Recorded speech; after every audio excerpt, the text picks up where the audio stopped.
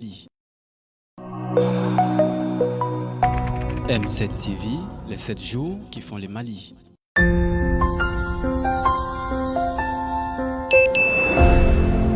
M7 TV, les 7 jours qui font le Mali.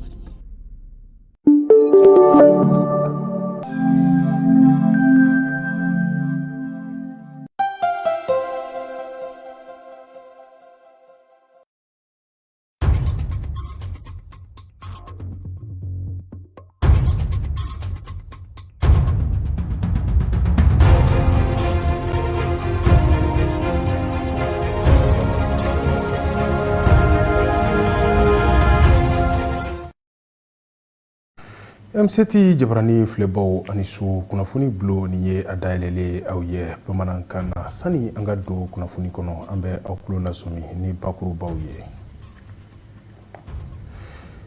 Minisiriso min sigin bɛ Mali kɔkandenw kama olu kɔni ye hakili falen kɛ ni kunnafonidilaw ye bi ni min ye minisiri ɲɛmaa yɛrɛ Abdoulaye Aga Iliana ale tun bɛ a kɛnɛ kan. O tɛmɛnen kɔ logements sociaux ale kun dira maaw ma nka u tilala ka a minɛ maa minnu ye a sɔrɔ lakika yɛrɛ kan yala olu ka ko bɛna kɛ cogo di a bɛna walawalali sɔrɔ nin bɛɛ lajɛlen kɔnɔ kunnafoni kɔnɔna na. Buguni ale ni Manangoro cɛ kilo 139 nin sira in kɔni dilanni kɛ bɛ baara ye fanga o fanga ni o nana Mali kɔnɔ ka masɔrɔla nin sira in kɔni ye sɔrɔ sira ye ka da kan a bɛ dancɛ bɔ Mali ani jamana caman ni ɲɔgɔn cɛ.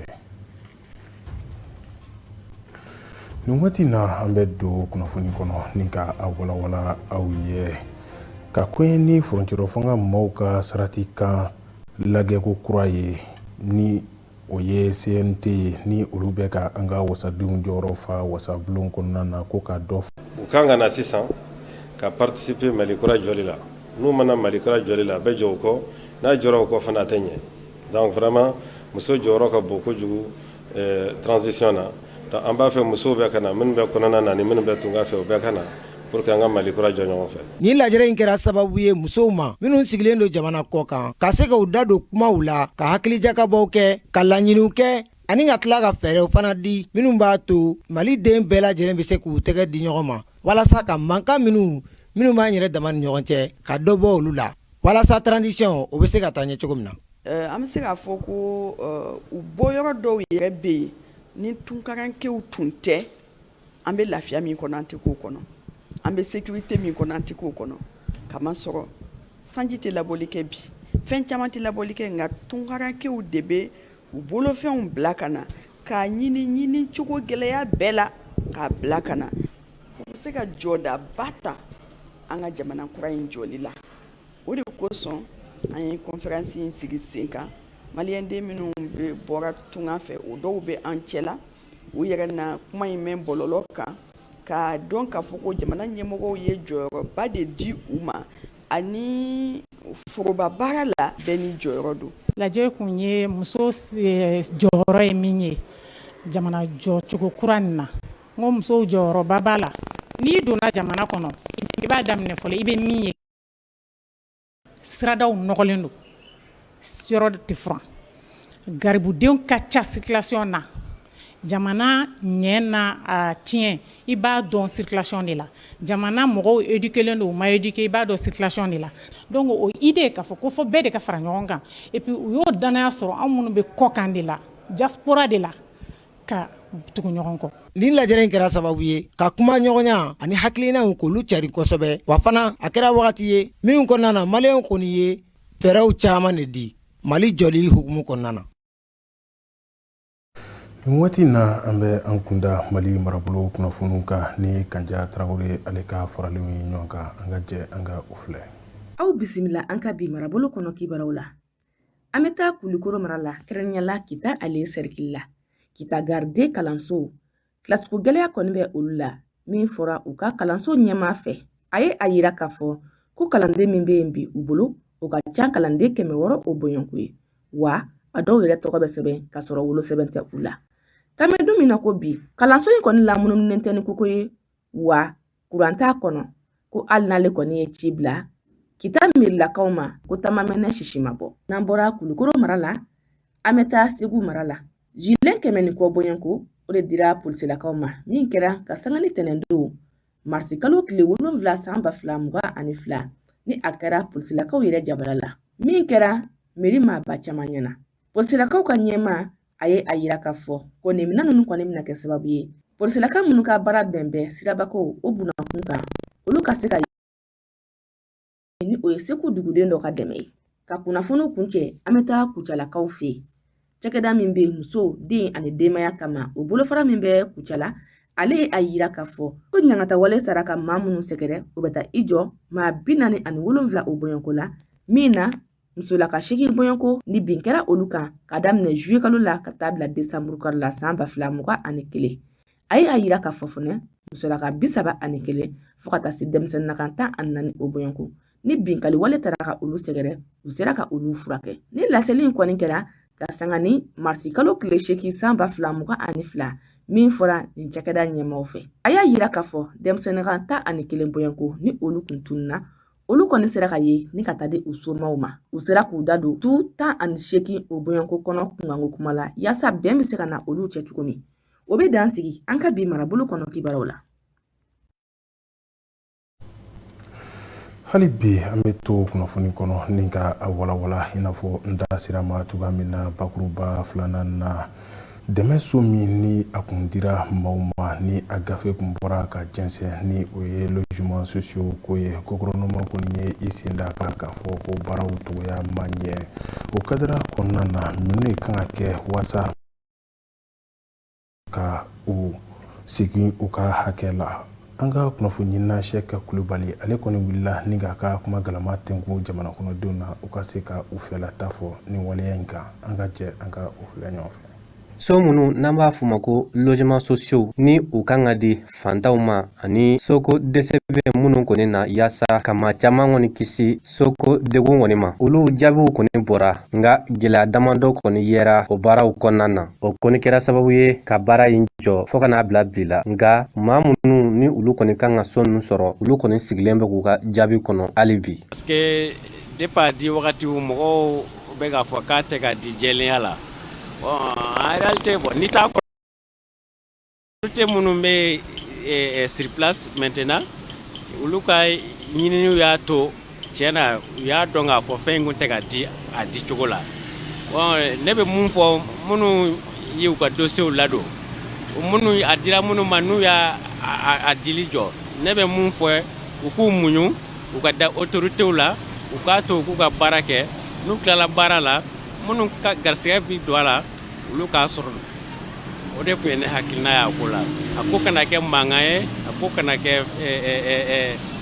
furusi ye mɔgɔw ni ɲɔgɔn cɛ ou bien mɔgɔw ni autorités ni ɲɔgɔn cɛ. Min kan ka kɛ minnu ma sɔrɔ pewu pewu minnu jɛlen don ka d'u ma bɛɛ k'i ta sɔrɔ bɛɛ k'i wasa dɔn ni président bɛ yen président ka jamana dilan an minnu ma sɔrɔ pewu pewu an de kan ka sɔrɔ mɔgɔ minnu ma fɛn sɔrɔ olu de kan ka sɔrɔ.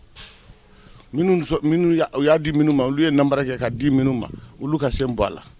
minnu jɛlen don a ka d'u ma. U kɛlen ka suspend o de diyara ne n'u kun y'u dada kan k'a latɛmɛ an bɛ se k'a fɔ ko complicité bɛ ko in na mais déjà u y'a suspend o diyara ne ye kosɛbɛ mais n'a ma ɲɛ a bɛ kɛ ten fana nin b'a yira k'a fɔ k'u ka hakilina ka ɲi ne ka kuma la dɛ ne ka yeta ni n ka fɔta la. U ka hakilina ka ɲi a ka ɲi k'a da kun jumɛn na u kɛlen don k'a suspend k'u hakili sigi a ko la fɔlɔ mɔgɔ minnu n'a ka kan n'olu tigiw y'a sɔrɔ alihamudulila olu tɔgɔ diya don mais mɔgɔ minnu n'a man kan se bɛ mɔgɔ minnu ye n'a dira olu ma fantanw m'a sɔrɔ est ce que o ye nafa ɲɛ jamana kɔnɔdenw ye wa aw bɛ se ka jɔ o la ko jamana kɔnɔdenw n ka hakɛ dir'u ma wa fantanw ka hakɛ dir'u ma wa fantanw ka hakɛ ma d'u ma wa aw bɛ se ka jɔ olu kumaw fɔ cogo di sabu aw yɛrɛ ma u ka baara kɛ fɔlɔ mais n'a kɛra ta k'a ko ɲɛɲini k'a dɔn ko bɛ yɔrɔ min na k'a di a dibagaw ma an b'u fɔ u ka baara ɲuman na o de a bɛ fɔ o de ma ko ɲɛmɔgɔya. Hakilijigi bolo ma nunu kɔni y'a yira k'a fɔ ko segin kɔni kan ka kɛ jaabi nunu kan yaasa u ka jateminɛ kɛ baara kɔnɔna na ni ka so nunu n'o ye logement sociaux ye k'u di maaw ma maa minnu ni u ka kan ani ka baara in kɛ a kɛcogo la i n'a fɔ sariya ye a yamaruya cogo min na. Nin waati la an bɛ an kunda kɔ kan kunnafoniw kan ni Penda Sidibe ale ka faralenw ye ɲɔgɔn kan an ka jɛ an ka o filɛ. An ka bi kɔkan kibaruw la an bɛ an kunda Niger ale jamana kɔnɔna na. Marsi kalo tile 7 ka dugu jɛ tile 8 na Difa ale dugu kɔnɔna na Bamancikɛ kulu Boko Haram maaw kɔni ye yen dugu kɔnɔma maa 20 bɔɲɔgɔn kɔni bɔnɛ u ni na. Ko ne a ta k'a lajɛ ko Boko Haram kulu maaw kɔni bɛ ka nin binganikɛ wale ale ni jatigɛ wale ta ka Niger dugu caman kɔni sɛgɛrɛ an bɛ wagati min na i ko bi ko ni Chad o kɔ jali ye ni a bɛ fɔ a ma ko Ojulak ni ka o yɔrɔ tigɛ u sen na ka binganikɛ wale ta ka ɲɛsin nin dugu kɔnɔma ninnu ma. Senegalɛw ka jamanakuntigi Macky Sall ni ale ye farafina jɛkulu ka ɲɛmaa ye ale kɔni ni Rusi jamana maaw ka jamanakuntigi Vladimir Putin kɔni ye kuma ɲɔgɔnya kɛ nɛgɛjuru sira fɛ ka kɛ ni arabadon marsi kalo tile 9. U ka ni kuma ɲɔgɔnya kɔnɔna na Macky Sall kɔni Vladimir Putin ale fo kosɛbɛ ko ni a ta k'a lajɛ Senegal dun ye jamana min ka dɛmɛ kɔni bɛ farajɛla jamanaw yɔrɔ minnu ni a ye a yɛrɛ minɛ kalafili la kalafili min ni diɲɛseleke naani tɔnba maaw kɔni ye u boloda togoya min na u bɛ se ka Rusi jamana ale ɲangi a ka waleyaw la Ukraine jamana kɔnɔna na. O sɛbɛn min ni jamana caman kɔni ye i da don o kumaw la. Binganikɛ wale min bɛ ka ta ka musolakaw sɛgɛrɛ u ka furusow kɔnɔna na an bɛ wagati min na i ko sisan o binganikɛ wale ninnu kuma kɔni calen don bɔlɔlɔ siraw fɛ min kɛra sababu ye ka Epifani Joran maaw kɔni lawuli ka u jɔ u sen kan minnu ni olu bɛ Chad jamana kɔnɔna na ni u ka baara ɲɛsinnen bɛ ka musolakaw kɔni la kunnafoniya ni ka u ka hakɛw bɛɛ lajɛlen ɲini ka di u ma wa olu de kɛra jɛkulu fɔlɔ ye minnu kɔni wulikajɔ sabati binganikɛ wale la min bɛ ka ta ka musolakaw sɛgɛrɛ Jamena dugu kɔnɔna na san 2021 wagati an bɛ an kunda Libiyɛnw ka premier ministre Fati Bashaga ale ka laseliw ye ni k'a yira k'a fɔ ko ni tile fila in na a bɛna i kunda Tripoli ale jamana kɔnɔna na o laseli kɔni kuma cayalen don kosɛbɛ ka d'a kan bɛɛ lajɛlen jɔrɔlen don wa bɛɛ lajɛlen bɛ ka i yɛrɛ ɲininka a bɛna se ka don Tripoli dugu kɔnɔna na togoya jumɛn na wagati damadɔ a ka ni laseli ninnu kɔni kɔfɛ maaw kɔni wulila ka se Abdel Hamid Beba ma ni k'ale deli togoya min na a bɛ se ka wuli ka bɔ fanga la o delili min ni a ma sɔn a ma. Hali bi an bɛ to kunnafoni kɔnɔ ni ka a walawala jagofɛn minnu bɛ bɔ tubabula ni ka don anw fɛ yan faaba kɔnɔ Bamakɔ ni o ye kasiminɛnw ye ni o ye furajɛw ka minɛnkɔrɔw ye o kɔni kɛn bɛ sɔrɔ daba ye anw fɛ yan faaba kɔnɔ Bamakɔ o kadira kɔnɔna na an ka kunnafoni ɲinina Julien Jakite ale ni Umu Kone olu kɔni wulila ka se ni minɛn kofɔlen feere yɔrɔ dɔw la ni ka u ɲininka an ka jɛ an k'u ka sɔrɔta filɛ. Ni sangada laban ninnu na a ma se i ka wuli k'i bɛ taa farajɛ jamana na tuguni walasa ka minɛ kɔrɔlen san o banna pepewu an fɛ yan Mali la ko sabu kɛ n'i ye an ka jamana ta k'a lajɛ i b'a ye k'a fɔ ko kasi walama France au revoir ale de ɲɔ ɲalen bɛ an fɛ yan nɔ kosɛbɛ ka tugu a feereba cayalen don an ka sigidaw kɔnɔ i n'a fɔ wa ni minɛ kɔfɔlen ninnu bɛ na an ka jamana kɔnɔ an ka tugarankew de fɛ kosɛbɛ ka bɔ Europe jamana kan ani l'Américain jamana na minɛ fasuguya bɛɛ lajɛlen kɔni bɛ sɔrɔ télé bɛ o la machine bɛ o la chaise bɛ o la frigo bɛ o la matelas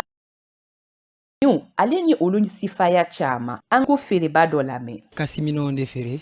bon o minɛn ninnu o caman olu bɛ bɔ France Allemagne Belgique bon surtout a caman bɛ bɔ Europe quoi donc bon an bɛ olu fɛn ninnu de feere donc an bɛ matériel caman de feere donc sport kɛ matériel bon produits cosmétiques fana b'a la en plus de cela produits de cuisine bɛɛ b'a la donc c'est-à-dire c'est un vrac quoi donc an b'olu bɛɛ de feere donc olu bɛɛ de b'a la bon n'a fɔra sisan ko feere bɛ ka kɛ cogo min na kɔni o kɔni ta fanfɛla la a daminɛ wagati kɔni a kun ka ɲi mais crise in kɔsɔn sisan kɔni fɛnw bɛ ka don ɲɔgɔn na dɔɔni parce que ni clients yɛrɛ nana u bɛ to ka ci k'a fɔ ko non bon ko wari tɛ yen an yɛrɛ b'a dɔn ko wari tɛ jamana kɔnɔ donc bon o bɛɛ la fana an b'a kalama ko non vraiment ko gɛlɛya bɛ yen donc an obligé len don fana ka nɔgɔya kɛ donc bon on fait yan no koni on be fait on feure donc tremel ko dero ina fo malion yere an yere malion ba fo chogo mina ko fait ni prix do 600 do ba fo tremel tala donc al ni yere yiga prix sigi chogo dollar nu nana o ba casser ibe se ka wafla fin fo 600 nu lu nana o ba tige fly ka fo lu ba ta wa kelena donc an bo ta ka bolu nu ndi kan 600 donc on a fait ka ta tentori. Merci. Bon, mais c'est alhamdulillah, bon, ça va, Dieu merci. Donc, amala barkada, ça va. On va faire attaque à te mettre ninkan. On continue à se faire ça va pas, bon.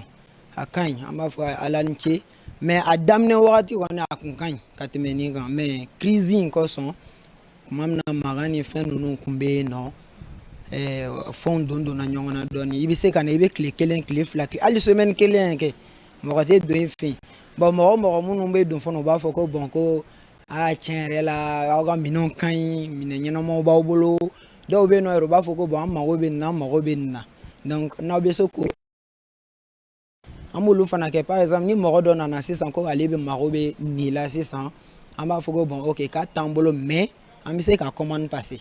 donc nanya commande passer amise ka fois na ko 2 semaines 1 mois après ni mine na nambi woli amba fina ko bon y commande passer au mine nana donc il se kana mine donc ambo chogu ya indela yano an samba do la main. Je vois que moi j'achète des casses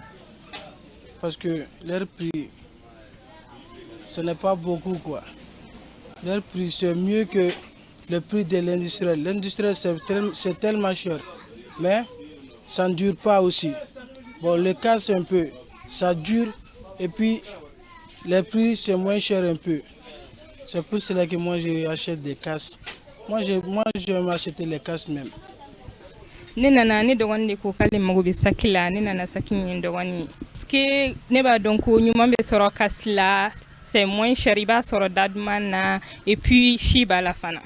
Kɔni kɛra sababu ye ka Bamako ka caman nisɔndiya feere ta yɔrɔ ani fɛrɛbɔ ta yɔrɔ minɛ na ka da a kan kuyugu sɔngɔ ka di kosɛbɛ wa ko minɛ ɲumanw don min bɛ mɛn kosɛbɛ.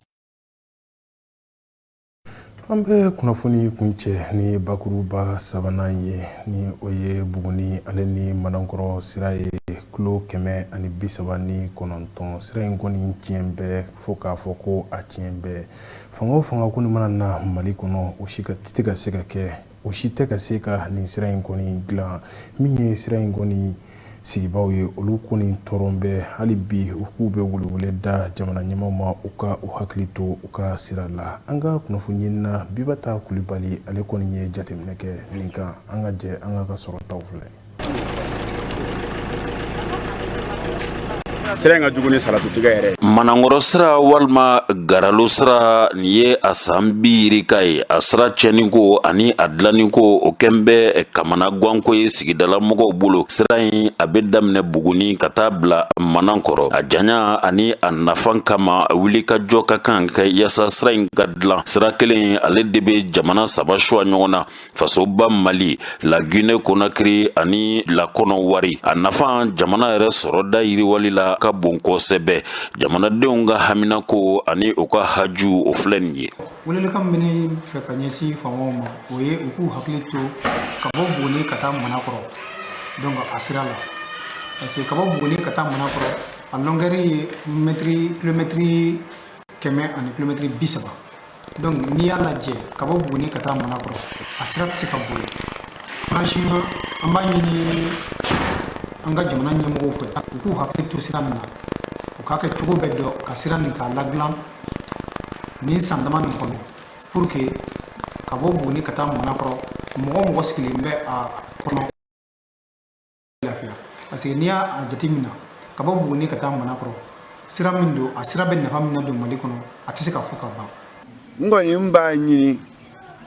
Ala fɛ k'a ɲini Kira fɛ transition mɔgɔ min nalen don u y'a kɛ Ala kama Kira kama n bɛ fila y'an kɔ Ala u ye u y'an ka sira dilan sira nin wa a n'o gɛlɛya yɛrɛ kuru i miiri gɛlɛya n'a kuru la s'an ma hali anw na muso min ni Saticom dɛsɛra muso min na yan k'o ka jigin san k'o se kojugu anw na sira nin sɛmɛji ma don anw na produit marcheur ninnu tiga ninnu ni fɛnw a bɛɛ bɛ tiɲɛ sira yɛrɛ n ko Ala yɛrɛ sira ka jamana développer sira ntanya gbɛlɛya tɛ ka ban fɔ la. sira in ka jugu ni salatu tigɛ yɛrɛ wallahi sira in ka jugu ni salatu tigɛ i bɛ tila yɔrɔ o yɔrɔ ko dimi fan bɛɛ b'i dimi sira in man ɲi vraiment n'u sera ka solution sɔrɔ ka sira in dilan a bɛ kusaya kosɛbɛ ne yɛrɛ kɔni ka laɲini ye o de ye vraiment sinon sira in t'a la yɛrɛ sira in man ɲi hali dɔɔni tɛ sɔn et puis a ka jugu mobili ma trop ka bɔ Buguni an bɔra Buguni 6h30 mais an sera Garalo 10h moins à peu près 3h30 comme ça o le kan min bɛ ne bolo k'a fɔ jamana ɲɛmɔgɔw ye u ka fɛɛrɛ sugu bɛɛ kɛ pour que u ka se ka Garalɔkaw ka sira dilan sinon sira in man ɲi hali dɔɔni ni mɔgɔ ko sira in ka ɲi a tɛ kɛ nkalon tigɛ a ma deli ka se sira in kan sira in man ɲi hali dɔɔni a ka jugu mobili ma trop sira in man ɲi wallahi. Buguni c'est comme ale ye ɲɔgɔn bɛn yɔrɔ de donc Côte d'Ivoire a bɛ nafa min na don Côte d'Ivoire kun a tɛ se ka fɔ ka ban a bɛ nafa min na don Mali kun a tɛ se ka fɔ ka ban donc sira min yɛrɛ kɛlen ta bi ka a sɔrɔ bi y'a sɔrɔ a ma ladinɛ vraiment o man di anw yɛrɛ ɲɛmɔgɔw si ye donc an b'a ɲini ɲɛmɔgɔw fɛ k'u hakili to an ka sira la su ani tile pour que a sira a ka se ka ladinɛ. wele kan min bɛ ne bolo ka se ɲɛmɔgɔw ma président n'a ka ɲɛmɔgɔw ma o y'anw ka sira ko nin sira min nin sira nin tigɛla yan kunɲɔgɔn kelen hali mɔgɔ tɛ tɛmɛ a fɛ n'anw na fɛn kɛnɛw sera an mako bi sa tigɛ kɛnɛ tɛ san tamatiw ma k'an bolo ganw b'an bolo bɛɛ bɛ ca anw bolo yan olu bɛɛ wala Bamakɔ kɔnɔ ni sira in kɔni sera k'a dilan